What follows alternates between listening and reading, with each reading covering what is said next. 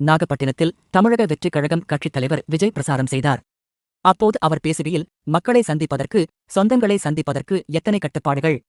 அந்த இடத்தில் பெர்மிஷன் இல்ல, இந்த இடத்தில் பெர்மிஷன் இல்ல.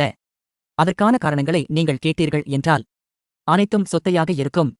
அங்க பேசக்கூடாது, இங்க பேசக்கூடாது. 5 நிமிடம்தான் பேசணும், 10 நிமிடம்தான் பேசணும். நான் பேசுறதே 3 நிமிஷம்தான். அந்த நேரத்துல நான் அத பேசக்கூடாது, இத பேசக்கூடாதுன்னு சொன்னா நான் எதைத்தான் பேசறது? அரியலூருக்கு போகும்போது, ஒரு ஏரியாவுக்குள் நுழையும்போதே மின்சாரம் தடை. திருச்சியில் பேசிக் கொண்டிருக்கும்போது ஸ்பீக்கருக்கு சென்ற வயர் கட். உதாரணத்திற்கு RSS தலைவர் இங்கே வருகிறார் என்று வச்சிக்கோங்க, பிரதமர் மோடி அல்லது அமித்ஷா இங்கே வருகிறார்கள் என்று வச்சிக்கோங்க. இதே போன்ற கண்டிஷன் போடுவீங்களா?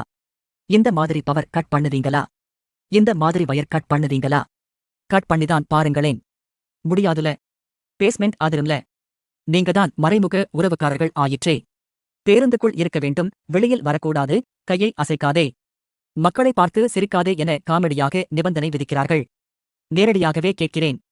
CM சார், என்ன விரட்டி பார்க்கிறீங்களா? அதற்கு இந்த விஜய் ஆள் இல்லை சார். கொள்கையை பேருக்கு வச்சிக்கிட்டு குடும்பத்தை வச்சி கொள்ளையடிக்கிற உங்களுக்கே இவ்வளவு இருந்தால் சொந்தமான உழைச்சு சம்பாதித்த எனக்கு எவ்வளவு இருக்கும் என்று விஜய் ஆவேசமாக பேசினார்.